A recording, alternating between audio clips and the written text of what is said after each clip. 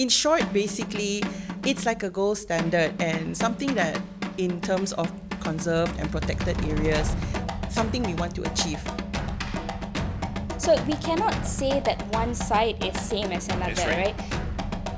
Hey guys, you are watching Pandangan Panda Season 2, WWF Malaysia's official podcast with me, Justin Ang, as your host, as we talk everything about WWF Malaysia, our four main wildlife species, the Malayan tigers, the Bornean elephants, the orangutan and marine turtles, and also about the other conservation programs that WWF Malaysia are working on.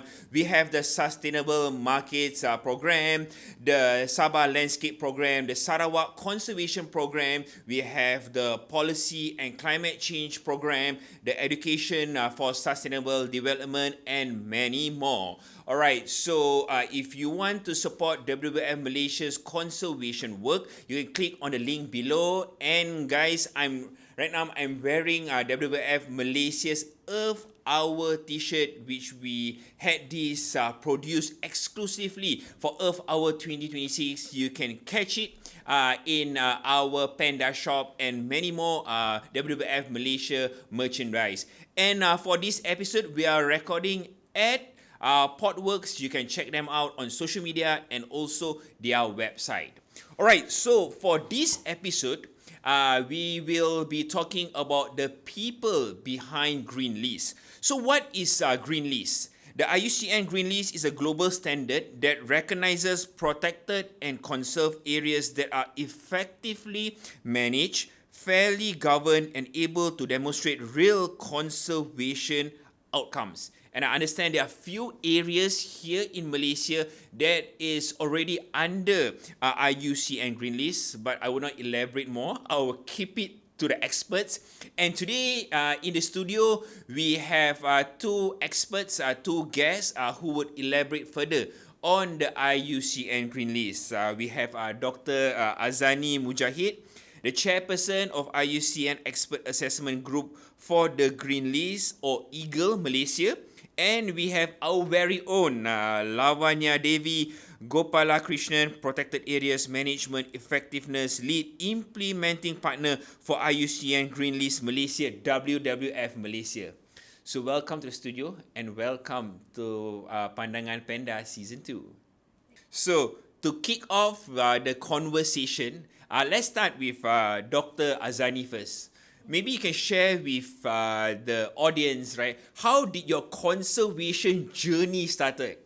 So I was driven to conservation work really early, and I think this is an important point for a lot of Malaysians that have interest in going to conservation, that it starts with just learning nature, and even at school or even at home, doing your gardening with your grandparents or your family, and then learning about what is around you and why that's important to you. You know, just for appreciating beauty, or whether you want to have food security, you know, growing your own kangkong at home. I think that really begins at home and at school. And for me, that was how it began. It began at home and at school. So you started from home, from school, and then you created a purpose, and now you're currently working a role that is very much into the conservation parts of the industry, right?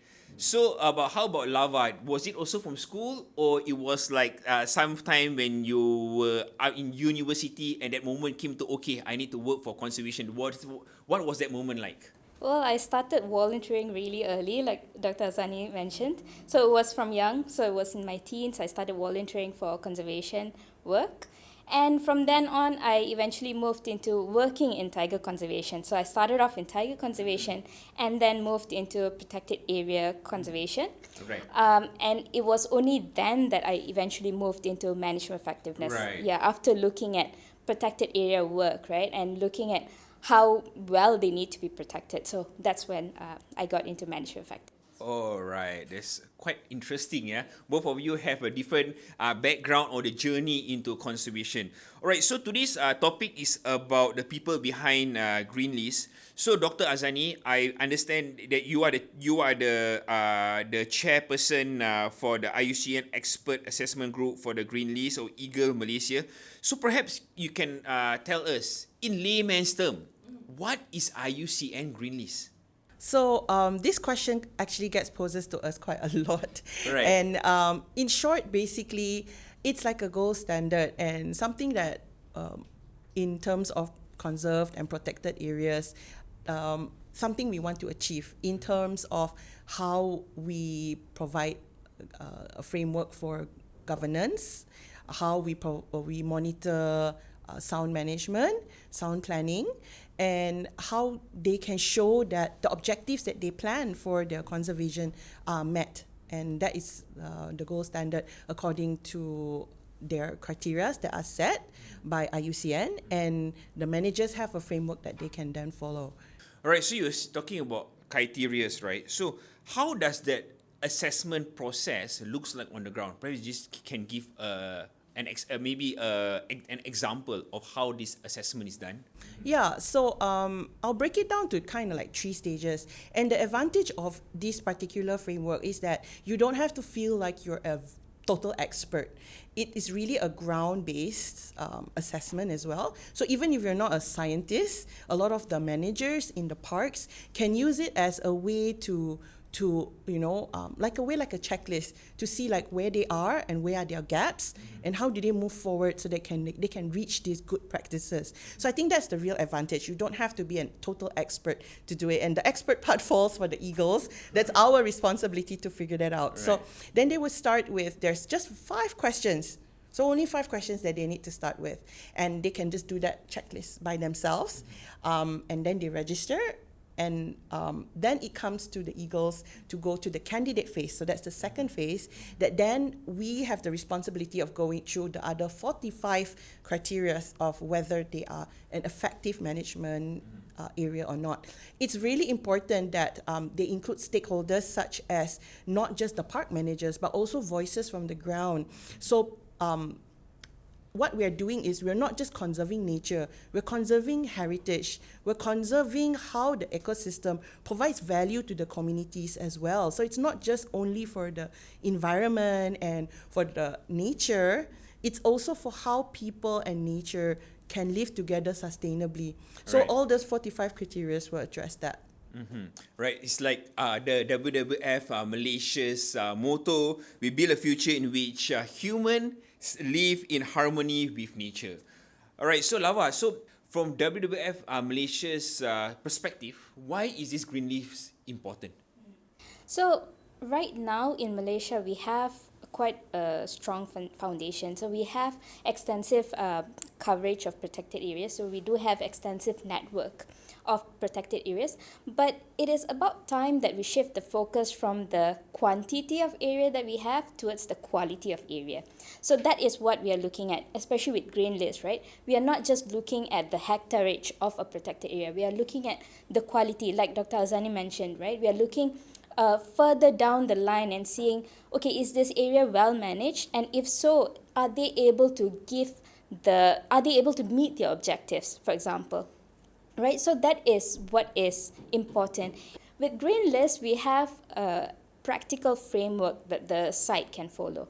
So for example, like Dr. Aazani mentioned, they can just use it as a checklist. So all of these sites can just use this as a guidance and strive towards, effectively managing their site and towards this gold standard that we want all sites to achieve. So that is what is important for WWF-Malaysia. We are moving towards the quality of protected areas itself. So the quality of these protected areas will also go down based on that 5 questions that Dr. Aazani has mentioned, right? Yeah, so in total, under IUCN Green List, there's actually 50 questions, 50 questions, okay. indicators that we Alright. have to answer. So earlier, Dr. Aazani mentioned the 5 is the first phase, so that is called the application phase.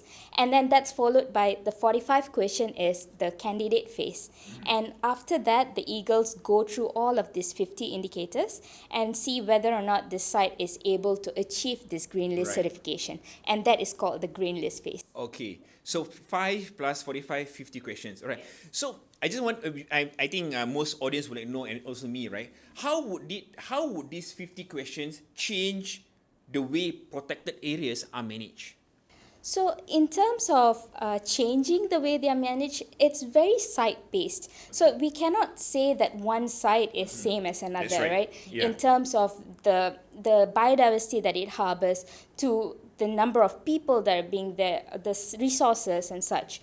So, how this particular framework works is that it covers all the relevant aspects of management effectiveness. For example, like Dr. Aazani mentioned, we have the planning part, the governance part, the effective management part. So the 50 questions cover all of these different aspects, and that's where the site can look and see, okay, so we have effective management in this place, and how are we going to prove this effective management? So for example, if they have sound monitoring at their site for their key indicator species, right? How are they monitoring the biodiversity? Are they thriving in the site or not? So this framework gives a sort of guidance, a structure for the site to follow and see where they are at in terms of management effectiveness. So it's not just a standard that they can strive towards, but also they can use it as a tool to see where they are at in terms of management effectiveness. Okay, all right. So I would like to know, like, what is the timeline, or how do you put like these KPIs in place? But I think I will just keep it. I'm moving ahead too fast, right? So, okay, Dr. Aazani. So, how would you describe, right, Malaysia's progress right now in the Green List journey? Where are we, and what is the target in the next years ahead? Yeah, I think that Malaysia is doing well. Foundationally, we've have guidance books set up. So we already have guidebooks for the eagles as well as for the sites. We've also have something that's quite different, which we set up mentorship systems, so that the sites, if they feel they need additional evidence, science-based evidence, they can refer to the mentors as well. And the mentors serve as a network, like a peer learning network, where we actually bring together people from the academia, people who are practitioners on the ground, together with maybe people who have links with the community as well, so that it becomes really a cohesive journey for them. So like we were saying, right, we are also looking at how they are managing gaps, how they're managing threats. So we've put this kind of scaffolding in place to build this support system for sites. So even if they don't, in the end, may get a green list, it's a journey that's different for everyone, right? Some people can achieve it in 2 years, and some sites may take longer. But the important thing is that they know where their gaps are, and they are going towards that. And I think in Malaysia, and especially with WWF-Malaysia providing this scaffolding support, it's really helped a lot of the sites to improve the way they build their team support. If they see that there's a lacking in like team capacity, so if they need additional training on improving how they do evaluations, improving how they do monitoring, then this additional support can come in as well. And I can see that in Malaysia that's been a real strength, providing this support for the community as well as the practitioners on the ground. We already have 2 sites that are green listed. So we have Simca in Sabah. That's the first marine protected area that has been green listed in Southeast Asia. So that's a real achievement. Yeah, that's a real achievement for Malaysia. And the second site is Pin Supu in Sabah as well. So Pin Supu is also very interesting because it's very strong in terms of the community-led element. So the community themselves is leading a lot of the conservation effort. So conservation doesn't have to be seen as everything you're depending on government, which is quite a wrong mindset to have in conservation, because in the end, the values that you have in your site belong to people, belong to the community. So the community must take charge of it as well. And in Pin Supu is very strong community-based management. The ecotourism, the management of their swallows in their caves are all done by the community themselves, and they have proven that they can manage this effectively. So that's a real inspiration for a lot of other sites in Southeast Asia who are also looking towards Malaysia for examples of how community-based management can move forward. Okay, so when it comes to this IUCN Green List, you have like divided into 2, like terrestrial areas and marine parks, right? So right now you have, I'm sure you have like 1 terrestrial area, Pin Supu, and then 1 marine park, right? So what would be the target like down the years? IUCN has Green List have a target for Malaysia by then at this time we will have more parks or something like that? Do you have that? Yeah, so Justin, we have about 18 sites in the process now. Right. And that's very encouraging as well, both from the marine as well as the terrestrial sites. Yeah, it's exciting times, right? And Malaysia is setting the benchmark for the IUCN Green List here in Southeast Asia, right?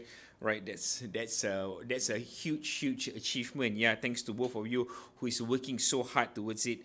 And so, okay, Lava. So these two areas that Dr. Aazani just mentioned, it's in Borneo. So can you share like some of the works done here in Peninsular Malaysia, and what are the sites that are heading towards IUCN Green List, and perhaps what is the progress so far? So we do have one site that is in the Green List program in Peninsula, so which is the Tunku Hasanal Wildlife Reserve. So previously this was known as the Crow Wildlife Reserve. It's in Pahang. So this particular site registered last year, mid last year, and it's a very happy news that they've already submitted the site for Green List evaluation, meaning that they have completed the 50 questions and they have submitted it for the Eagles to review. So right now they are waiting for the Green List evaluation process, and that is a very encouraging news in terms of Peninsula, because they can be used as a pilot site in Malaysia, And other than that, we are also, talking to different PA management agencies in Peninsula. So, we do have some interested, but not yet in the program. But we are hoping for, good news soon. Mm-hmm. Right. So from IUCN Green List point of view, Dr. Aazani, right? Like Lawa just mentioned that now in Peninsular Malaysia, there's a site that will be on a benchmark, right? So when you look at this area, like Peninsular Malaysia does not have IUCN Green List. So what would that baseline be to measure whether that site has what it takes to be part of IUCN Green List? That's a really interesting question, because every site is different. It's like when you say you want to measure one child and another, right? Everybody's child is special. Okay. Every site is special. So every site has their own site values. Some sites, they're totally protected and they have no access. So of course, then conservation looks very different from that site. And there are certain sites that have some threats. For example, they have roads going through, or there's mining nearby, or there's government planning for some development in that area. And we're never saying that you cannot have development, because sustainable development doesn't work that way, right? And the communities have a right to have access to the cities, to have transport, to have clean water, to have electricity. So in the end, it's all about fair and transparent development. And we want that the conservation is center of that as well, because then you can't say that, we're choosing one over the other. It's actually a balance of sustainable development and conservation of the areas as well. So the benchmark looks very different, and we have a handbook actually that guides that, and the mentors as well will assist the sites with which to concentrate on what would be the values and how do we conserve those values while we also have development. Mm-hmm. All right. So Lawa, while you're working right now for Peninsular Malaysia to have sites that is designated under IUCN Green List, so of course when it comes to conservation, a lot of work is on the ground itself, right? So how do you ensure this management of effectiveness on the ground? In terms of Green List itself, that is done mostly by the site.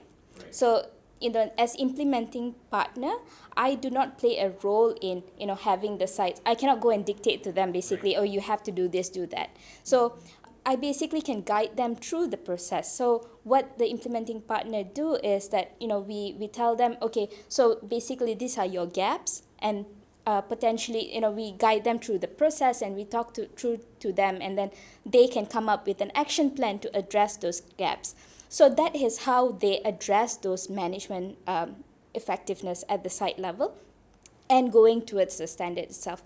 But on the other hand, what I do in WWF itself is working on management effectiveness Right. in general, right? So I do have 10 sites under that I work with, that I do an assessment called the Management Effectiveness Tracking Tool Assessment. So it's METT assessment. So it's a self-assessment that the site do themselves. So it's not a standard, or it's not the gold standard like the Green List is, but it's more of a self-assessment. So basically, before going for Green List, the sites can just do METT assessment to see, okay, whether or not we are there. What percentage that we are achieving, where our main gaps, what our main threats are. So that is the main work that I do in WWF. So how IUCN Green List framework helps into this is that, it goes beyond the METT. So as I said, METT is a self-assessment, whereas with Green List, we have expert assessment groups, right? This EAGL group will come in and assess. So there's a third party verifying your evidence, your justification, why you deserve this Green List certification. And in Malaysia, we have 13 EAGLs, so spanning various expertise. So we have people in marine, like Dr. Aazani is an expert in marine, and we have people from different PA agencies, and we have people who looks at fisheries issues and things like that, and they will be able to assess all of these different sites and assess whether or not they're achieving that gold standard. Mm-hmm. Right. So, Dr. Aazani, from an assessment perspective, right? So, what are the common gaps and challenges you see in achieving this IUCN Green List? Yeah, so the 50 indicators, they did not just appear like wahyu from Tuhan, right? Yeah? Correct. So they are vigorous standards that have been set as a global standard, and around the world, all the sites use very similar standards as well. And in the end, what they want to achieve is the natural values, socio-economic values are met, the stakeholders' voices are heard. So there's fairness and transparency. You want rigorosity in the way the assessments are done. So the EAGLs are chosen very selectively as well. We have experts from covering all the different backgrounds, right? So some of them are practitioners, some of them have experience working in governance as well as in effective management. So the challenge is actually meeting the expectations of how a lot of the times that we see, it's how we plan documentation of it.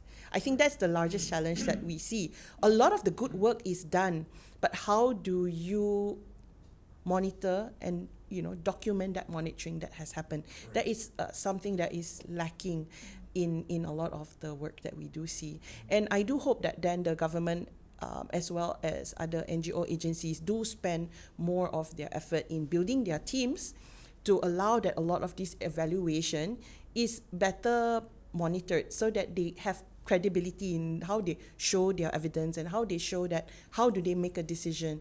It's based on science that they have, based on evidence that they find on the ground.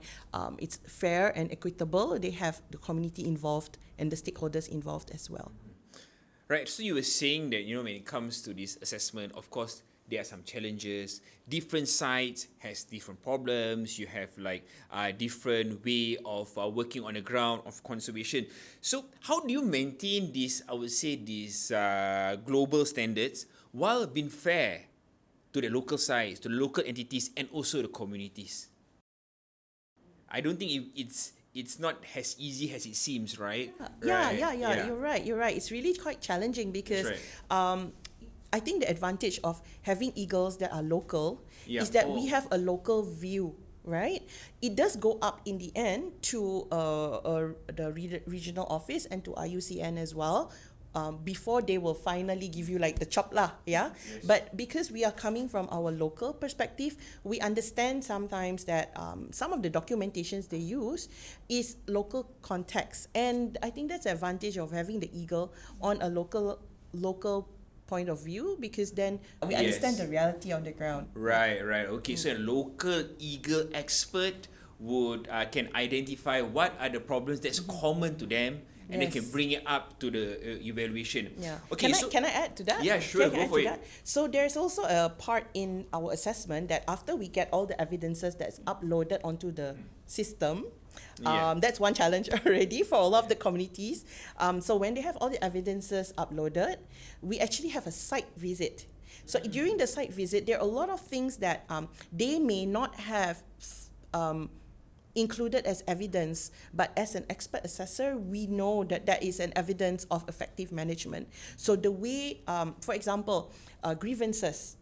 So I would say that in the West, it's quite common to have, you can have internet, you can email your grievances, but like for us, people are not going to email their grievances, right? Yeah, so how do they communicate any dissatisfaction that they have, or any triggers, right, which we call triggers, things that may be something we need to look into because it can affect conservation measures. So what the community usually do is then they talk to the Ketua Kampung. So it's very informal, it's respectful and informal in a way that it may not be captured in documentation. So when the eagles go to the site visit, those are things that we look out for. How close are the community and how fair are they in being able to express their grievances as well? And I think that that's normal in any family, right? If you have grievances, there's respectful ways of sharing as well. And in our culture, it's very different. So it's grounded in our local culture, in our local perspective, because we have local eagles. I think that's a big advantage.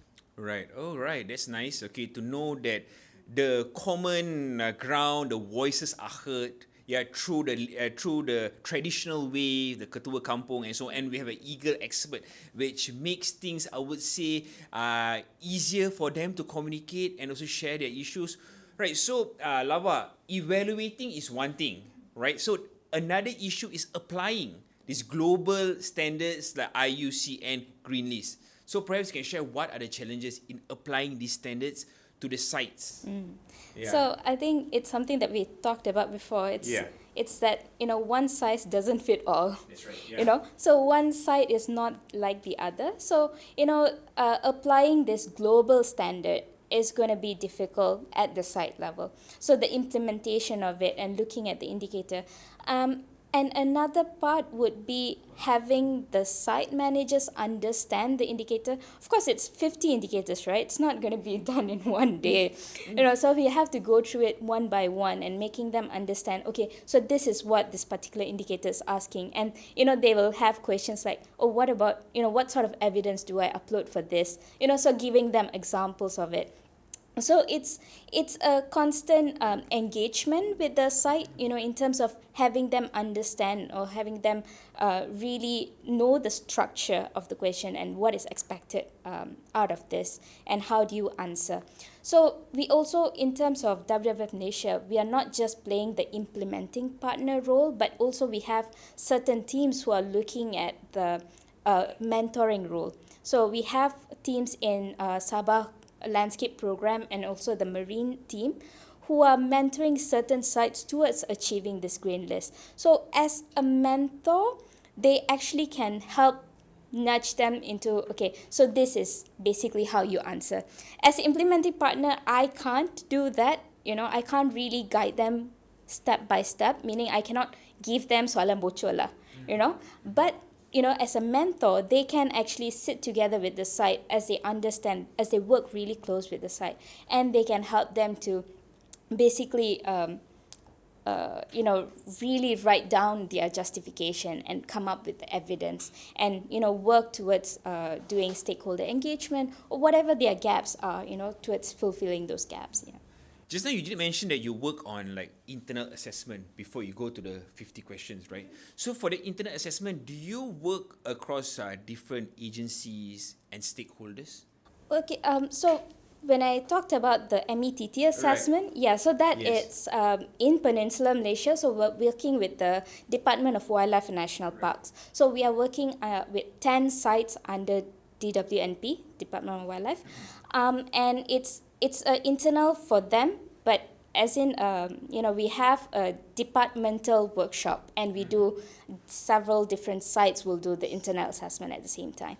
So, and it's not done in Sabah or Sarawak, at least not from PMTC team is not doing it. Yeah. So, and METT is something that, a lot of the sites are familiar with because it's also an international assessment. And it's a well-known assessment and a pretty well-used one as well.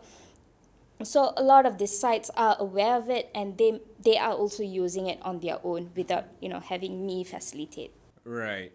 Right, so if you guys are wondering what is PMTC, PMTC means Peninsular Malaysia Terrestrial Conservation Program. So it's basically they work on the protected areas here in Peninsular Malaysia. We have the Fraser's Hill, the Ulu Muda and Setiu wetlands. Perhaps we could have another episode just for that to talk about these three areas.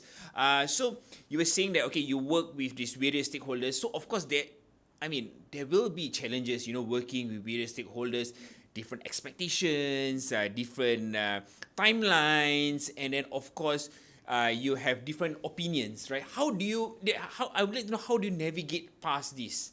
Yeah, to tell them that, hey, this IUCN Green List, it's important. So we can't dictate to them because right. Exactly. At the end of the day, they are the managers of the site, right? And of course, they would know best their own resources, their capacity towards going for Green List. Because Green List, it is a gold standard, but it can be resource intensive, right? So it really takes commitment from the sites as well as the management agencies themselves to go for Green List. So in terms of, managing the expectation and whatnot, at the end of the day, we talk through to them and we say, look, management effectiveness is important, and what's good in Malaysia is that we have these two sites in Malaysia who are already green listed, right? Sort of pushing all the sites towards achieving this standard, and they are already sort of seeing the benefits of management effectiveness because in terms of green list, we are not just stopping with is your planning all done? Is your management all effective? But also we are talking about what is the end goal.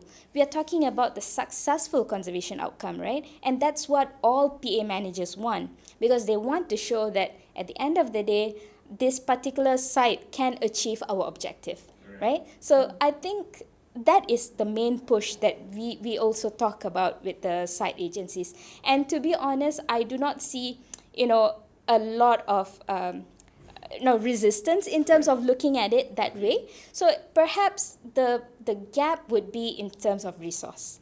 Okay. So that is where we basically have to defer to them because at the end of the day it's their site. Yeah, that's right. So because a lot of resources is needed on the ground to evaluate, to assess, correct, and so on. And also for documentation. Yeah, that's right. Takes a lot. I'm sure there's a lot of documentation, right? Yeah. So Dr. Aazani, you see, we have just shared some of the challenges you're facing, multiple stakeholders, identifying these sites. See, sometimes I think that when in terms of getting the site to IUCN Green List, it's longer than what we think. It's a complex situation. But how do you personally keep your momentum going? Yeah, in ensuring that more sites here in Malaysia gets the IUCN Green List. So since I've been involved in this since 2019, so it's coming to quite a few years already, and I think it's just one step at a time. And what I can see is that slowly as sites start to empower themselves and they start to see there's a light at the end of the tunnel. This is doable. We've got one marine site, we've got some terrestrial sites. We don't always have to have the experts, but how do we build leadership, right? How do we build stewardship towards this? So then, if we have a gap, how do we fill that gap? Do we need universities involved? Do we need researchers involved? What kind of information do we need to put this documentation together? A lot of the sites, they are already protected areas because they are already have some baseline data. It's just that they may not have felt like, oh, are we really good enough? So a lot of times I think it's about a confidence kind of thing as well. And once you empower them and they feel like, oh, we have the support of people on the ground, we have the support of, the higher ups, the bosses, they want this as well. And then the effort becomes worth it. So I think it's really, really a commitment from everyone as well. And, it's a step-by-step thing, they start seeing some show of leadership and some support from the universities, and IP has done a really great job on supporting them, providing mentor matching as well. And I can see that's the ball's rolling already.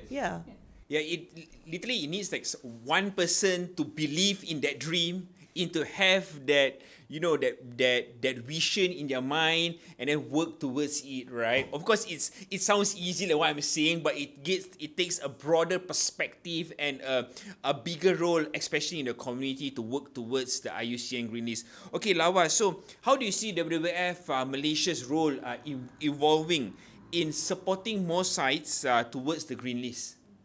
I think, to date, WWF role has already sort of evolved. So we are not just the implementing partner, we are also the mentor for certain sites, right? Like I mentioned earlier.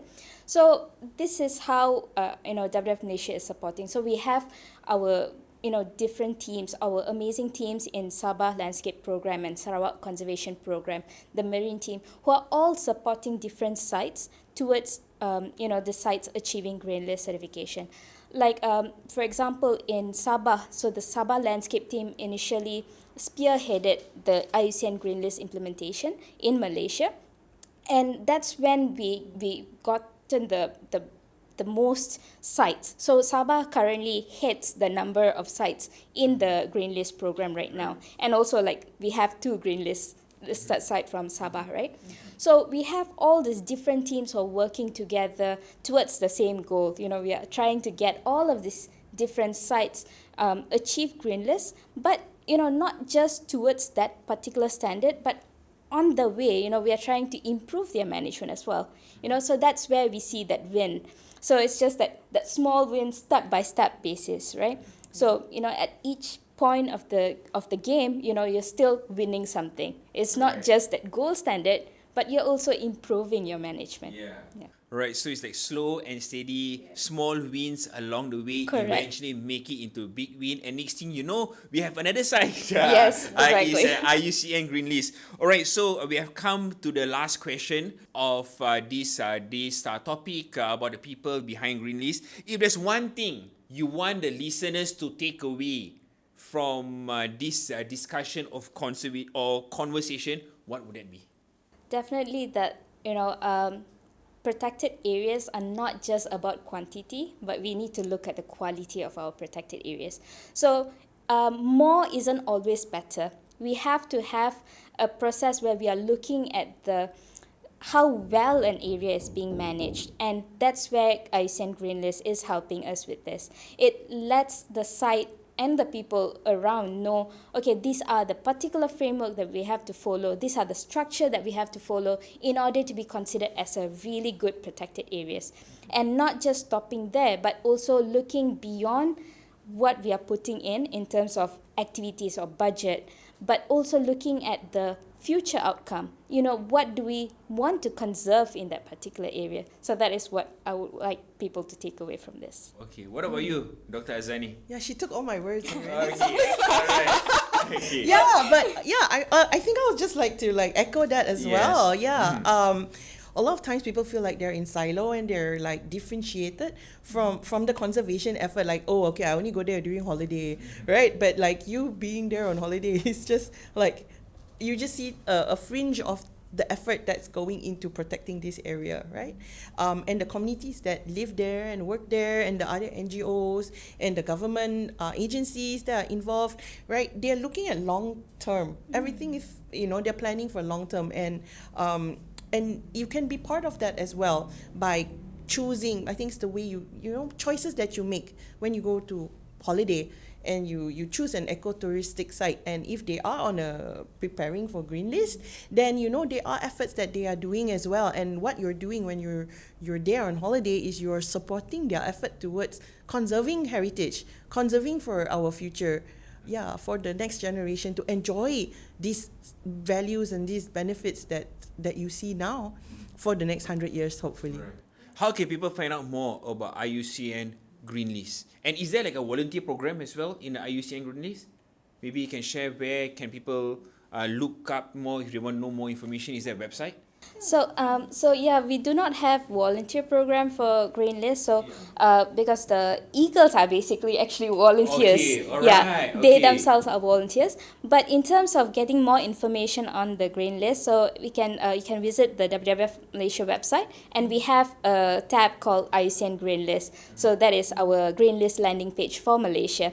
Other than that, you can also visit the IUCN Green List website itself. So it has a specific tab for Malaysia, and you can look at Malaysia's progress there as well.